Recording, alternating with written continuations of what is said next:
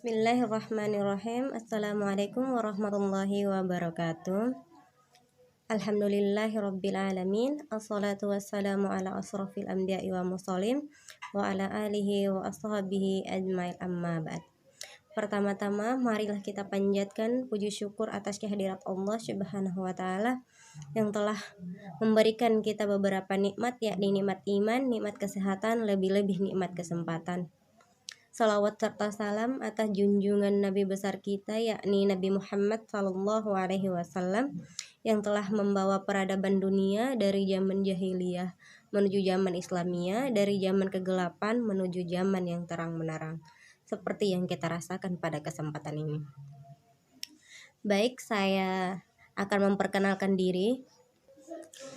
Saya Nur Laila dari perwakilan dari kelompok 5 akan mempresentasikan materi pertama. Yang pertama, pengertian karakteristik ajaran Islam. Karakteristik berasal dari bahasa Inggris character, yang berarti watak, karakter, dan sifat. Kemudian menjadi karakteristik yang berarti sifat yang khas, yang membedakan antara yang satu dengan yang lainnya. Dalam bahasa Indonesia, karakter berarti sifat, yaitu rupa atau keadaan yang tampak pada suatu benda atau kata yang menyatakan keadaan sesuatu seperti yang panjang, keras, dan besar. Karakteristik ajaran Islam adalah sifat, watak, dan keadaan yang melekat pada ajaran Islam tersebut yang sekaligus dikenali dan dirasakan manfaat dan dampaknya oleh mereka yang mengamalkan ajaran Islam tersebut. Yang kedua, macam-macam karakteristik Islam. Yang pertama, komprehensif.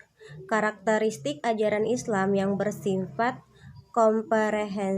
komprehensif dapat dilihat dari segi kedudukan atau perbandingannya dengan agama yang lain. Yang kedua, kritis.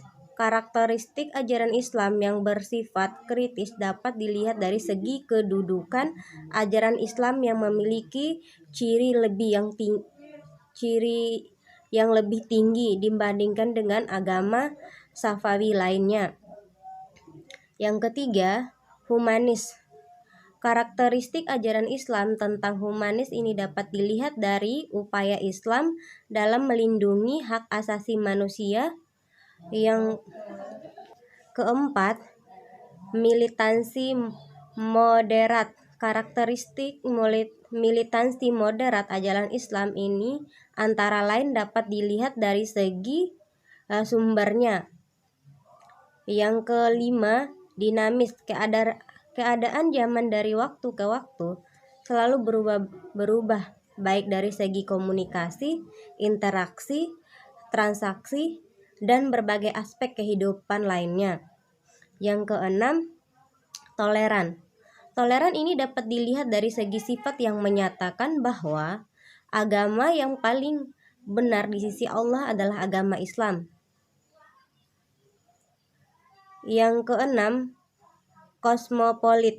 Kosmopolit yang dimiliki ajaran Islam dapat dilihat pada sikap Islam yang menjadikan seluruh umat manusia memiliki keragaman budaya, bahasa, tanah air, dan lain sebagainya. Yang ketujuh, progresif dan inovatif. Ajaran Islam harus senantiasa memperbarui dirinya dari waktu ke waktu dalam bentuk pemikiran baru dalam kontekstual dengan berbagai kehidupan masyarakat. Dengan demikian, Islam tidak ketinggalan zaman dan senantiasa memperbarui dirinya. Yang kedelapan, rasional. Ajaran Islam sebagaimana yang terdapat di dalam Al-Quran dan hadis, selain memuat perintah juga memuat larangan. Seluruh perintah Allah Subhanahu wa taala seperti sholat, puasa, zakat, dan haji sejalan dengan akal dan pikiran dan kebutuhan manusia yang bersifat spiritual dan moral. Sifat dari ajaran Al-Quran sebagaimana besar sifat global dan isyarat-isyarat yang bersifat umum yang apabila ingin dilaksanakan maka membutuhkan pemikiran manusia untuk menjabarkan dan merinci dan menentukan cara-caranya. Mungkin itu saja dari saya, lebih dan kurangnya saya mohon maaf. Wabillahi taufiq wal hidayat. Wassalamualaikum warahmatullahi wabarakatuh. Assalamualaikum warahmatullahi wabarakatuh. Saya Rina Riwanti akan melanjutkan materi dari saudari Nur Laila, yakni B. Prinsip-prinsip ajaran Islam. 1. Pengertian prinsip. Prinsip dapat diartikan sebagai dasar, landasan, atau sumber dalam bertindak. Segala sesuatu pasti memiliki prinsip, begitu pula agama.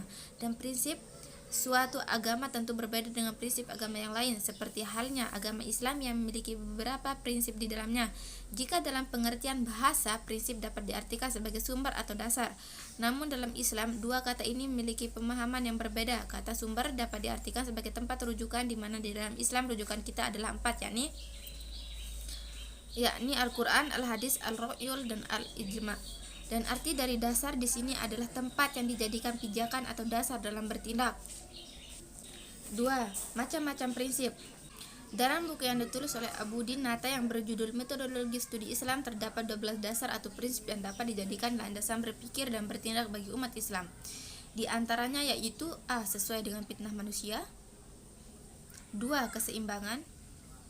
3. Sesuai dengan keadaan zaman dan tempat. 4. Tidak menyusahkan manusia.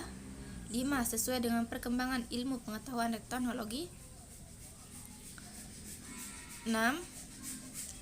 Berbasis pada penelitian. 7. Berorientasi pada masa depan. 8. Kesederajatan. 9. Keadilan. 10. Musyawarah. 11. Persaudaraan. Dan 12. Keterbukaan. D. Perbedaan dan persamaan agama Islam dengan agama lain. Adapun persamaan Islam dengan agama-agama lain adalah sama-sama diturunkan oleh Allah kepada manusia melalui perantara Nabi dengan tujuan agar manusia mengesahkan Allah atau memujanya sebagai wujud dari rasa syukur kita sebagai makhluk yang diciptakannya. Dan perbedaan antara Islam dan agama lainnya menurut Nasaruddin Razak dalam kitab Dewanul Islam ada 2 poin penting, yakni di antaranya: 1. Dari segi nama Islam. 2. Dari segi agama. Sekian dari saya. Assalamualaikum warahmatullahi wabarakatuh.